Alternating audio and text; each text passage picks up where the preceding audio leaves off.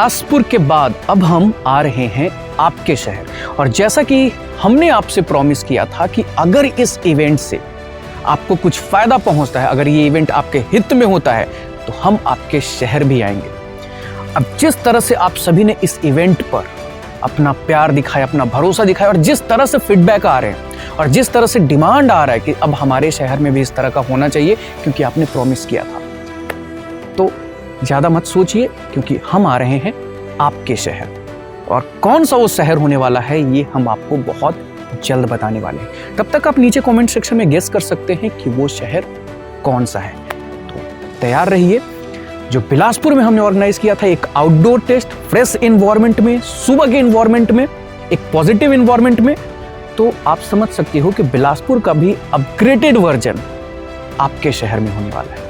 Guess जरूर कीजिए कि वो शहर कौन सा है। बहुत मजा आने वाला है आपको और बहुत कुछ सीखने को मिलेगा। तो तैयार रहिए। वो शहर कौन सा होगा हम आपको बहुत जल्द बताएंगे।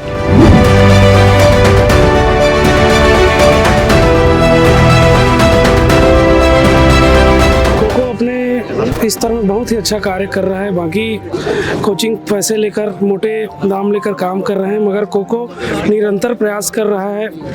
लाइव अपने सभी सब्जेक्ट विषयों को निःशुल्क पढ़ा रहे हैं, जिससे काफ़ी स्टूडेंट निःशुल्क पढ़ पा रहे हैं और बहुत ही अच्छा प्रयास। यहाँ का कोचिंग में ठीक लगा क्योंकि यहाँ पर एकदम डीपली पढ़ाते हैं, ज़्यादा ही अच्छा लगता है। कंपटीशन कम्युनिटी द्वारा जो ये एग्ज़ाम लिया गया है हमारे लिए बहुत ही हेल्पफुल रहा, क्योंकि हम लोग को गाइडेंस की कमी हो पा रही थी, मतलब गाइडेंस नहीं मिल पा रहा था कैसे तैयारी करें। तो यहाँ सब टीचर लोग फील्ड पे आए, हमसे इंटरेक्ट किए, हमको सिखाया कि हमारे अंदर क्या कमियाँ हैं, किस दिशा में डायरेक्शन करना चाहिए। तो हमारे लिए बहुत ही हेल्पफुल रहा सर।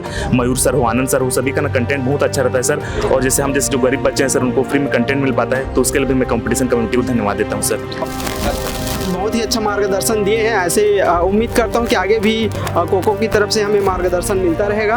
एक तो मतलब टेस्ट सीरीज दिलाते हैं तो कॉन्फिडेंस आता है, वो एक अलग चीज़ है। और ऊपर से सर लोग का मेंटरशिप जो है वो बहुत अच्छा है, मतलब गाइडेंस जो है शुरू से मैं उनके वीडियोस, जो करेंट की वीडियोस हैं, सर के वीडियोस और टेस्ट सीरीज़ फॉलो करती हूँ।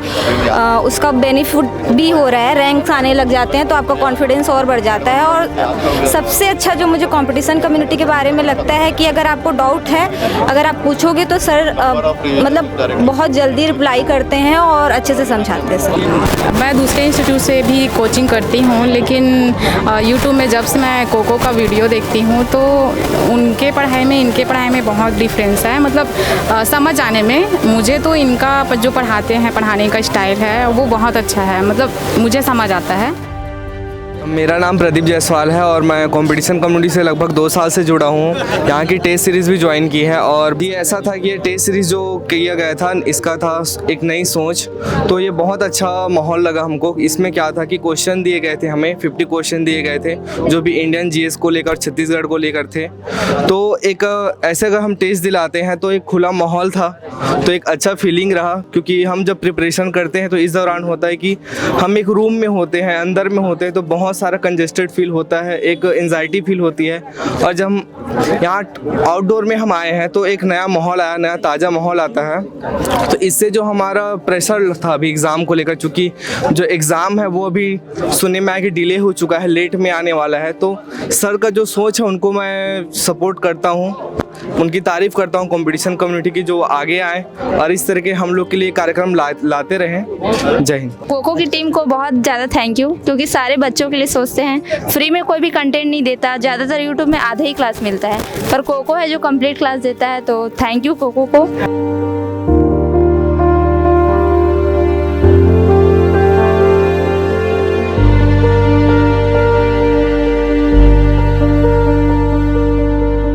अभी कुछ दिन पहले आनंद सर का कॉल आया। मैं रायपुर सेंटर में था, क्लास लेके निकला ही था, तो आनंद सर ने बताया कि वो एक इनिशिएटिव ले रहे हैं बिलासपुर में स्टूडेंट के लिए, और उस इनिशिएटिव का नाम है एक सोच।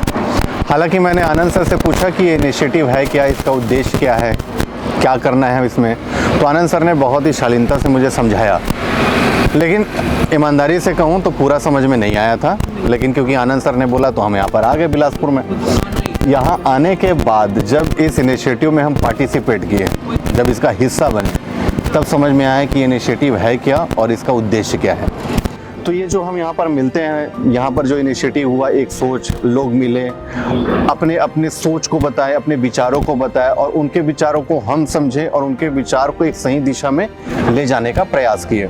तो उद्देश्य वही है सिंपल कि उनके जो विचार हैं स्टूडेंट्स के, उनके जो थॉट्स हैं अपनी प्रिपरेशन को लेकर, जो क्वेश्चंस है, जो दुविधा है, जो द्वंद है, वो हमारे सामने व्यक्त करें इस इनिशिएटिव के माध्यम से और उनके इन द्वंद को, उनकी इन समस्याओं को हम दूर करके उनको सफलता तक पहुंचाए।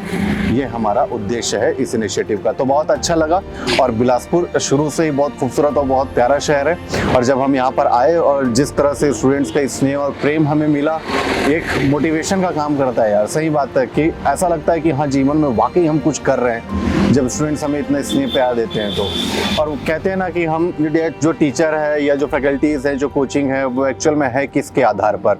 स्टूडेंट्स के आधार पर। और जब स्टूडेंट का ऐसा स्नेह मिलता है, ऐसा स्नेह दिखता है तो लगता है कि और कुछ नया नया किया जाए जिससे इनका लाइफ और बेटर हो। तो एक बार फिर से आनंद सर को थैंक यू, बिलासपुर के सभी स्टूडेंट्स को थैंक यू।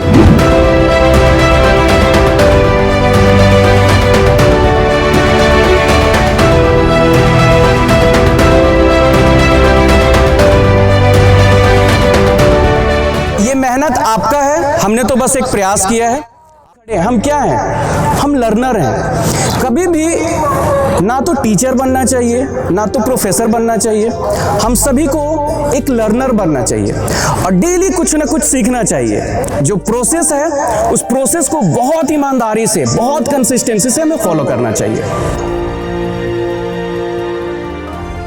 किसी भी विषय में अगर देखा जाए तो अलग अलग माध्यमों से एक फिलॉसफी बताई जाती है और वो फिलॉसफी ये है कि अगर कुछ निर्माण होना है तो उसके पहले विनाश होता है। एक सड़क बनाने के लिए सड़क को पहले बर्बाद करना पड़ेगा। सब बात फालतू है। तुम्हाला कितना सीट चाहिए? एक सीट चाहिए ना अपन सिलेक्शन पर, तो 12%, 15%, 31%, एक कंट्रोवर्सी बिल्कुल नहीं पड़ना है ना। काबर अपन तैयारी में ध्यान देना है यार। अक्का कन समय लगाए हो, पैसा लगाए हो, संसाधन लगाए हो, तैयारी करत हो, ये पंचायत करे बर नहीं ना। ठीक है, तो बेसिकली ये मेंटरशिप प्रोग्राम क्या है? ये डायरेक्शन है कि किस दिशा में बढ़ना है। तो बस दो चीजें जो मैं पर्सनली आपको कहूंगा, सिलेबस और रिवीजन। बस कल जिंदा रूह नहीं रूह पता है, कल नोटिफिकेशन आई कि नहीं आई पता है भाई, होते कि नहीं हो जी। लेकिन चटनी अगले साल गर्मी में खाबो ना, तो वैसने नोटिफिकेशन आवा चाहे मत आवा, तैयारी करना है, मनमाड़े करना है, मरद लेकर। अरे यस और नो, अरे यस और नो। तो अब इस पेपर को देख के चौंकने की जरूरत नहीं है, पता है आपको उसके लिए तैयार होना है। अगर इस पेपर को हम नहीं कर पा रहे, इसका मतलब हम कल जब एज ए डीसी ज्वाइन करेंगे ना, तो उस वर्क प्रोफाइल को भी हम पूरा नहीं कर पाएंगे। समझिए इस बात को। अंडर द वेदर यानी कि क्या होना भाई? मौसम के प्रभाव में आना, यानी थोड़ा बहुत खराब होना।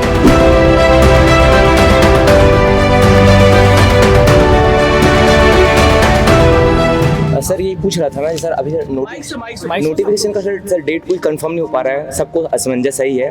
तो सर अभी पढ़ने का अप्रोच क्या होना चाहिए सर? मेंस प्री दोनों को साथ पे लेके चलना चाहिए कि प्री में फोकस हो जाना चाहिए सर?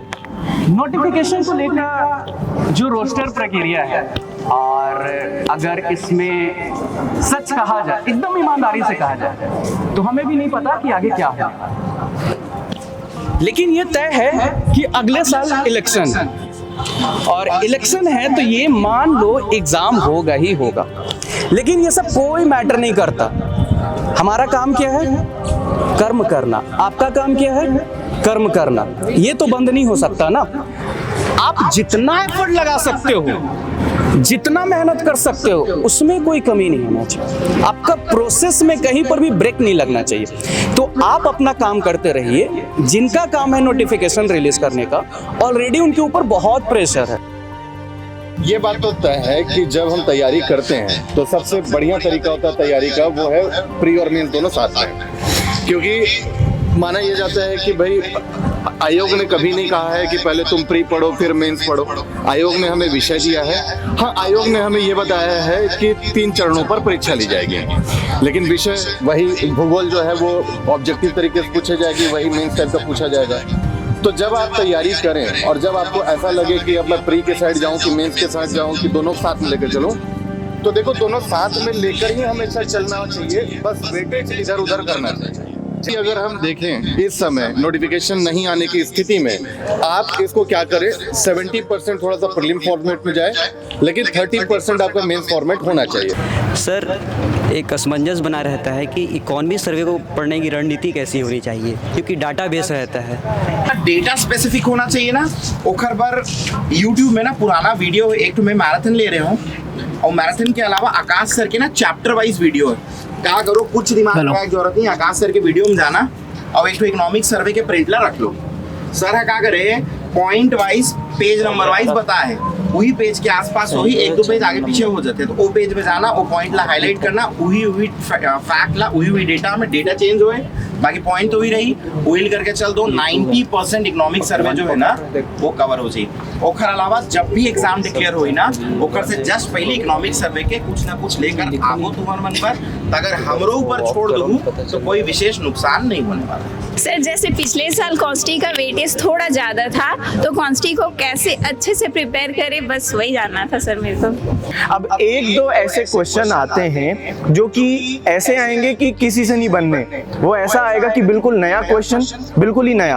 अब अगर हम उस एक दो नए क्वेश्चन के लिए कोशिश करें कि हम लोग नई किताबें पढ़ लें, तो ये समझदारी नहीं है। क्योंकि देखो एक चीज होता है बेनिफिट और टाइम कितना दे रहे हैं हम लोग। अब आप सोचो कि एक आपने नई किताब पढ़ ली पॉलिटी की, सिर्फ एक या दो क्वेश्चन नए के लिए, तो उसके चक्कर में आपने 15-20 दिन एक्स्ट्रा दे दिए। इससे बेहतर क्या है, इससे बेहतर है कि हम लोग उसी 15-20 दिन में कोई दूसरा ऐसा टॉपिक कर लें या सब्जेक्ट कर लें जिसमें से ज्यादा क्वेश्चन आएंगे, तो इसको ही हम लोग कहते हैं स्मार्ट स्टडी। सर मैंने आनंद सर का यूट्यूब में जो वीडियो मोटिवेशनल वाला देखा, बहुत बढ़िया लगा, जिसमें एक्सपीरियंस का स्ट्रगल दिखाया जा रहा था। सर मेरा एक क्वेश्चन ये था कि CGPSC की तैयारी जो है बहुत बड़ी लंबी है, तो सर कोई भी चीज़ होता है तो उसका लक्षण दिखाई देता है, तो जैसे CGPSC में सिलेक्शन होने वाला है तो क्या क्या लक्षण दिखाई देता है सर उससे पहले? आपका जो डेडिकेशन है ना, जब भी कोई फील करना है, जिस दिन आप प्रॉपर तरीके से 5 घंटे 6 घंटे 3 घंटे 4 घंटे क्वालिटी एजुकेशन के साथ अपने प्रिपरेशन किया ना, तो उस दिन आपको बहुत अच्छा फील होगा, बहुत मोटिवेटेड फील करोगे। और ना सेल्फ मोटिवेशन से बड़ा कोई मोटिवेशन नहीं हो सकता। जो बाहर वाला मोटिवेशन होता है वो क्षणिक होता है, किसी का भी मोटिवेशन देख लो वो कुछ पल के लिए रहेगा, लेकिन जब आप अपने अंदर कहीं से मोटिवेशन लेकर आते हो, सेल्फ मोटिवेशन जो होता है ना, वो सबसे बड़ी चीज है। तो वो जो फील है ना, वो अपने अंदर से आना चाहिए। रात को सोते वक्त बहुत अच्छी नींद आएगी जब आपको थोड़ा सा ख्याल आएगा कि आज हमने बहुत बेहतर किया। जी जी। सबसे पहले आप सब टीचर को थैंक्स सर इस पर्सनल वर्ड्स के लिए। सर मेरा क्वेश्चन ये था कि इंग्लिश मीडियम के जो एस्पिरेंट है उनके लिए कंटेंट अवेलेबल नहीं हो पाता सर, और सेकंड ये था सर क्या ग्रेजुएशन साथ तैयारी कर सकते हैं कि ग्रेजुएशन के बाद अच्छा रहेगा सर? देखो आपके विजन के ऊपर, अगर आप अभी जस्ट ग्रेजुएशन, तो जब आपको पता चलेगा कि नहीं मुझे डिप्टी कलेक्टर ही बनना है, तो जब आप प्रिपरेशन स्टार्ट कर दोगे तो आपके पास में बहुत लंबा समय होगा, 3 से 4 साल तक आपके पास वक्त होगा। तो उसी समय आपने ठान लिया बेसिक से अपने स्टार्ट शुरू कर दो। और इंग्लिश मीडियम के कंटेंट की बात सॉरी, तो वो हम पहले कह सकते थे कि हमारे पास इंग्लिश मीडियम कंटेंट है, लेकिन आज हम कह सकते हैं कि इंग्लिश मीडियम एस्पिरेंट के लिए बहुत अच्छे स्टूडेंट हैं हमारे पास। तो वो वाला वक्त है जो इंग्लिश मीडियम एस्पिरेंट होना रोया गया करते हैं। रिजल्ट टारगेट देखिए 2 साल इंग्लिश मीडियम एस्पिरेंट का जो रिजल्ट है बहुत बेहतर है, टॉपर्स इंग्लिश मीडियम। सर मेरा छोटा सा क्वेश्चन ऐसा है कि जनरली हम लोग को एक मिस्टेक हो जाती है कि निबंध की तैयारी, जैसे हम लोग का प्री हो गया क्वालिफाई, फिर उसके बाद मेंस एग्ज़ाम से जस्ट पहले हम लोग उसका तैयारी स्टार्ट करते हैं। तो मतलब मैं ये जानना चाह रही थी कि जैसे हम लोग छोटे छोटे करके ऐसा कैसे अप्रोच रखें कि हम लोग की निबंध की तैयारी इतने अच्छे से हो जाए कि मेंस तक हम उसके लिए कॉन्फिडेंस रहे कि किसी भी तरह का निबंध आ रहा है तो हमसे हो जाएगा। अब आप क्या करेंगे, ये सब आपका समानत ज्ञान से आपको ज्ञान मिल गया, निबंध में अब आपको अभिव्यक्त करना है। तो आप क्या करें कि जो भी वर्तमान में जो भी घटनाक्रम थोड़े से हॉट चल रहे हैं उसके ऊपर क्या करें, आप जो भी विचार आ रहे हैं उसको संडे को एक निबंध लिखते चले। मान लेते हैं 300 दिन है, या 10 महीना है, एक महीने में 4 संडे, मतलब 40 संडे, 40 मुद्दों पर अगर आपने लिख लिया तो 40 सेशन तैयार हो गया और ये अपने आप में बहुत बड़ा कंटेंट है। और अगर आप 40 निबंध लिख लेते हैं, हर संडे 2 घंटा 3 घंटा लगाकर लिख लेते हैं, तो आपके पास मतलब पर्याप्त मटेरियल हो जाएगा कि जब आप उस दिन निबंध लिखने जाएंगे तो यही 40 में से कंटेंट आपको मिल जाएगा। किसे कैसे डालना, बस बात आप यही रख रही है कि आपको समान अध्ययन के विषय में मजबूती से पकड़ बनानी पड़ेगी, क्योंकि जब आपके पास ज्ञान आएगा तब विचार बनेंगे और निबंध में विचार ही रखने होंगे। चेंज कर रहा है, जैसे पॉलिटी का क्वेश्चन ज़्यादा आ गया, हिस्ट्री को कम कर दिया, तो किस रेशियो में पढ़ना चाहिए, किसको ज़्यादा वेटेज दे रहा है इस बार समझ के कैसा टाइप का? देखिए, सबसे पहला तो यही है कि उमर सर और सर जैसे जो चीज़ें पढ़ाते हैं ये अपना आप में अपना सामने की चैलेंज कर सकते हैं, क्योंकि वही लोग जो अपने जीवन हर कर सकते हैं एग्जाम में। अब आते हैं इंडियन जीएस में अगर हम देखेंगे जो ट्रेंड आ रहा है, देखो ट्रेंड के हिसाब से ही हम पढ़ते हैं, क्योंकि ये तो बात नहीं है कि किसका वेटेज एक बार ज़्यादा हो जाएगा किसका नहीं, लेकिन हमको एक दिशा चाहिए होती है जहाँ आगे बढ़ना होता है, और वो दिशा क्या देता है हमें पैटर्न, और पैटर्न ये दिख रहा है कि भाई इंडियन पॉलिटी का वेटेज बढ़ गया है, लगभग 19 से 20 क्वेश्चन सिर्फ इंडियन पॉलिटी से आते हैं। तो अगर 45 से 50% CGGS से आ रहा है, बाकी पूरे इंडियन जीएस में जिसमें 7-8 विषय हैं उसमें से सिर्फ एक विषय से 20 क्वेश्चन आ जा रहा है। तो ये है कि इंडियन जीएस के बाद अब आपको अपनी आत्मा जिसमें लगानी है वो क्या है, इंडियन पॉलिटी। तो इंडियन पॉलिटी पहले तैयारी है। अब बात आती है इतिहास की। इतिहास से भी क्वेश्चन आ रहे हैं, लेकिन पॉलिटिक्स से नहीं, लेकिन पॉलिटी से बहुत ज्यादा बड़ा है इतिहास। और इतिहास में जैसे सर ने बताया क्योंकि क्वेश्चन कुछ भी रैंडम बन सकते हैं, तो उसके लिए आपको क्या करना है, जैसे सर ने बताया आप एफर्ट लगाए, तो आपको एफर्ट लगाते समय ध्यान रखना कि इससे बेनिफिट कितना है। आप इतिहास खत्म करने अगर जा रहे हैं, सभी क्वेश्चन बनाना आप चाह रहे हैं इतिहास से, तो वहाँ दिक्कत क्या होगा कि आप 3-4 महीने लग जाएंगे, लेकिन तब भी कॉन्फिडेंस नहीं आएगा कि सारे क्वेश्चन बन जाएंगे। तो क्या करिए, इतिहास के उस सेक्शन को पकड़िए जो PSC के पैटर्न पर जाता है, CGPSC मॉडर्न हिस्ट्री, फिलोसफी वाला पार्ट, आर्ट एंड कल्चर वाला, वो तो आ ही रहा है कि पंडित ने क्या किया, कपिल ने क्या लिखा, तो ये सारी चीजों को पहले तैयार किया।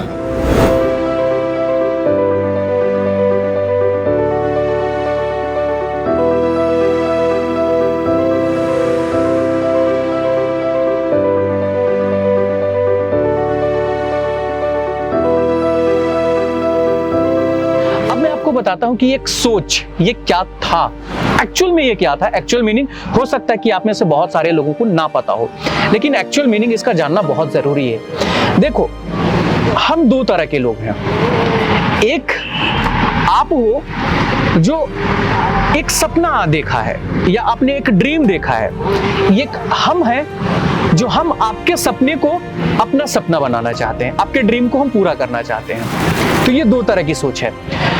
अब आपने सोचा है, पहली सोच आपने सोचा है कि आपको कुछ पाना है, आपने कुछ ड्रीम देखा है, आपको कुछ पाना है, ये आपकी सोच हो गई। हमारी सोच ये है कि हमें आपके लिए कुछ करना है, आपके लिए कुछ एफर्ट लगाना है। तो एक सोच आपकी, एक सोच हमारी। अब जब हम दोनों की सोच मिलेगी ना, तभी हम अपने मंजिल पर पहुंच सकते हैं, तभी आप अपने मंजिल पर पहुंच सकते हैं, क्योंकि हम दोनों का सोच एक दूसरे के बिना अधूरा है। तो ये सोच, एक सोच जो हमने रिलीज किया था, एक स्ट्रगल को दिखाया था हमने, जो एक सोच के माध्यम से इनिशिएटिव लिया है, आप इसी का एग्जांपल देख लो ना, क्योंकि ये जो सक्सेस हुआ है, हम दोनों के सोच जब मिले तब ये सक्सेस हुआ। अगर मैं कहूं कि ये सिर्फ सोच हमारा होता और आपका सोच नहीं होता, आप नहीं आते, तो क्या ये प्रोग्राम सफल होता? नहीं होता। अगर हम इस तरह के इनिशिएटिव नहीं लेते, तो क्या आप इतने सुबह उठकर इस पॉजिटिव एनवायरनमेंट में आते, इस टेस्ट को देने के लिए, एक एनर्जेटिक फील करते? नहीं करते। तो हम दोनों का सोच जो है ना, एक दूसरे से जुड़ा हुआ है। तो इसीलिए एक सोच प्रोग्राम हमने एक इनिशिएटिव लिया था, और इस पर आपने सभी ने बहुत प्यार दिया, बहुत अच्छा लगा, हमें बहुत मोटिवेटेड फील कराया। आप सभी से मिलकर बहुत अच्छा लगा। जो लोग भी यहाँ आए उनका बहुत बहुत धन्यवाद। जो लोग भी नहीं आ पाए पाए, इस वीडियो के माध्यम से हम आपको बताना चाहते हैं कि हमने क्या इनिशिएटिव लिया था। हो सकता है, दावे के साथ नहीं कह सकता कि हो सकता है अगला नंबर आपके शहर का हो, हम आपके शहर में इनिशिएटिव लें, आपके शहर में ये इस तरह का कुछ पॉजिटिव इन्वायरमेंट में कुछ ऐसा कंडक्ट कराएं जिससे आपको भी अच्छा फील हो। तो आप लोग नीचे कमेंट सेक्शन में कमेंट करके हमें इसके बारे में बता सकते हैं। आप सभी का बहुत बहुत तहे दिल से कंपटीशन कम्युनिटी की तरफ से धन्यवाद। अगर ये सक्सेसफुल हो पाया है तो इसमें अगर सबसे ज्यादा किसी का रोल रहा या फिर अगर हम सबसे ज्यादा आभार व्यक्त अगर किसी को करें तो वो बच्चे हैं जो सुबह सुबह 7 बजे इस जगह पर आए और इस इनिशिएटिव में हिस्सा लिया। तो सबसे बड़े अगर कोई आभार के पात्र हैं तो वो बच्चे हैं। दूसरा, ये टीम, कंपटीशन कम्युनिटी टीम, हम सब यहाँ पर मिलकर इस प्रोग्राम को जो है वो कंडक्ट करा पाए।